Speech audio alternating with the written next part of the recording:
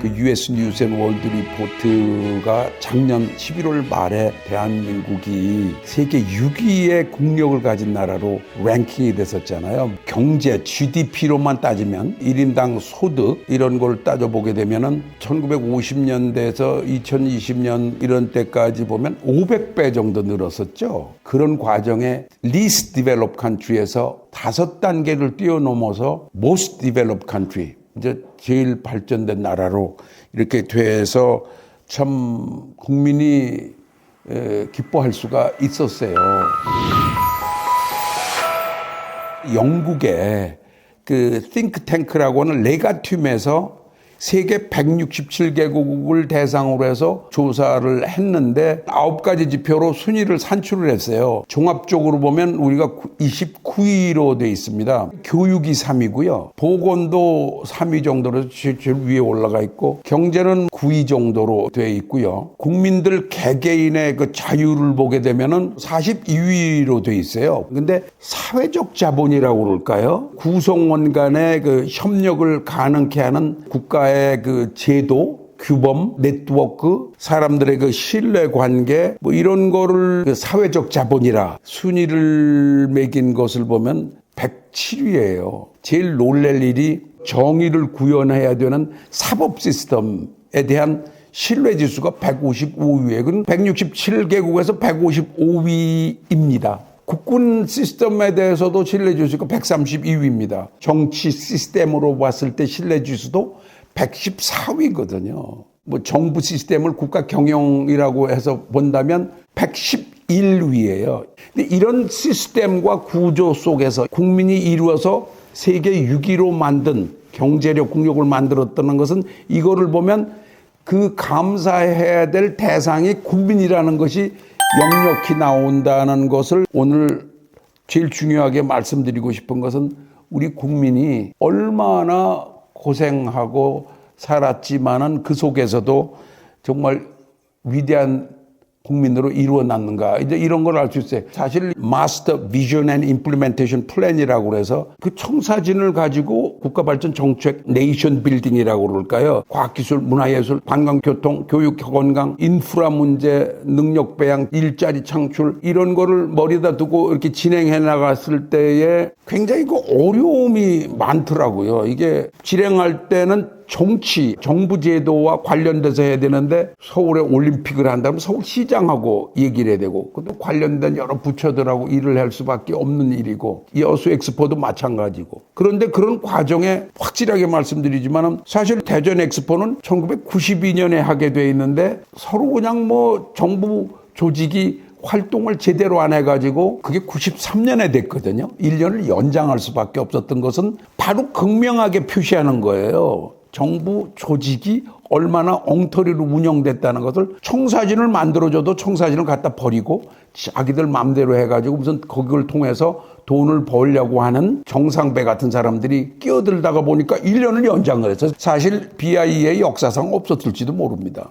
이런 거를 역력히 경험을 했죠. 그래서 그게 국가 경영을 하는데 관련된 정치군 사업하시는 분들 그리고 거기에 관련된 전문가들 행태를 봤을 때 155위라고 하는 것은 전혀 틀린 게 아니에요. 근데 이렇게 발전했는데 그야말로 160몇 위에서 6위로 가지고 올라가는데 그건 어떻게 된 것인가. 청사진을 이루는 데는 모든 국민이 지난 50년 동안에 월, 화, 수, 목, 금 일했고요. 금 일했고 서울에서 지방에서 국내에서 국외에서 뭐 안 한 일들이 없어요. 전쟁터에도 나가고 뭐 온 세계에 나가서 열심히 일한 국민의 희생과 현승이 있었다는 것을 생각을 확실히 해야 되거든요. 그래서 너무 감사하죠. 보이지 않는 곳에서 정말 그런 사람들이 얼마나 잘하는지 모르잖아요. 그 세계에서 건설은 지금 기술이 제일 있죠. 비행기 서비스도 세계에서 최고죠.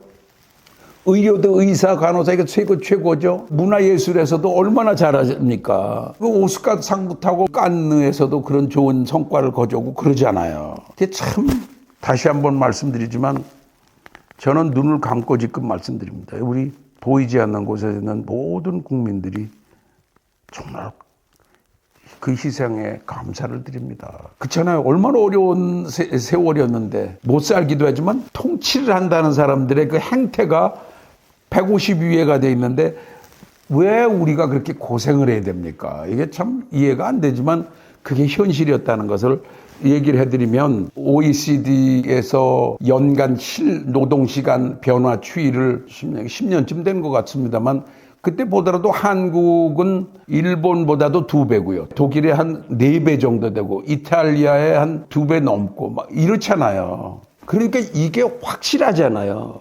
그러니까 국민들이 한 거 아니에요. 저는 국민들한테 감사합니다. 우리 대한국인이 위대합니다. 정말 위대합니다. 그래서 어떻게 해야 되느냐.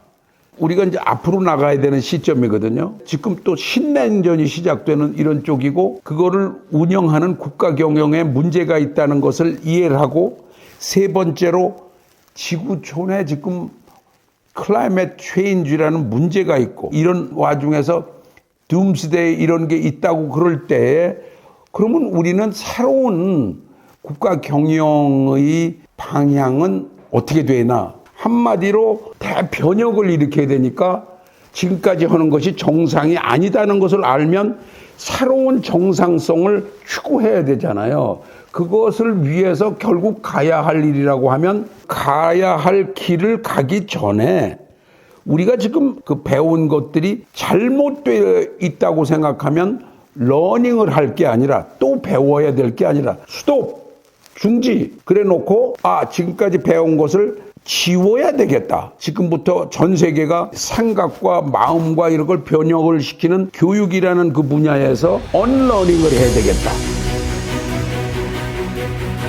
디러닝을 해야 되겠다. 디톡스를 해야 된단 말이야. 잘못 배운 게 있어서 자꾸만 환경에 악영향을 주는 일을 열심히 하게 돼 있는 것을 그만하자. 서비스를 한다고 그러고 너비스를 하는 것이 그만하자. 구슬을 만든다고 그러지만 배스를 만드는 것에 대해서 이해를 해라. 언러닝을 하고 디러닝을 하고 나아가서는 새로운 리러닝도 해야 되는 이것이 굉장히 중요한 대목으로 보여요. 그렇게 해서 새로운 노말이 뭔지를 정립하면서 새 시대를 여는데 역할을 해야 될 필요가 있다. 자동적으로 느껴질 수 있겠지만은 문제점을 국가 경영이라고 했기 때문에 가버넌스, 통치라는 단어를 여러분들이 그냥 듣고 있는데 통치를 갖다 한다는 게 말이 안 되잖아요. 민주주의라고 그러면서 통치라고 그러면 그냥 그걸 받아들이는데 가버넌스, 통치 제도를 바꿔야 되죠. 그것도 디러닝을 해야 되는 문제가 있죠. 그래서 국가 경영, 세계 경영이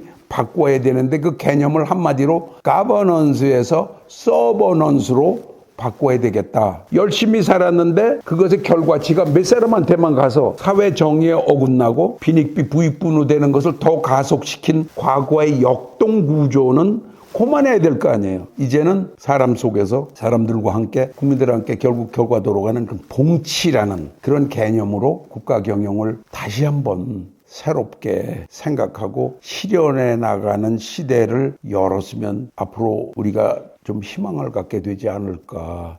이런 교훈이 레가튬을 통해서 US 뉴스를 통해서 빛과 그림자를 봤잖아요. 빛과 그림자를 봤기 때문에 이제 새로운 시대를 새로운 문명을 여는 그런 쪽으로 나가야 되겠고 마지막으로 오늘 하고 싶은 건 국민들한테 감사를 정말 해야 됩니다. 버스를 타고 지하철을 타는데 돈 내게 한다. 나이 드신 분한테 이런 건 있을 수가 없는 거죠. 저는 정말 동시대에 산 사람의 하나로 국민의 하나로 감사드립니다. 정말 감사드립니다.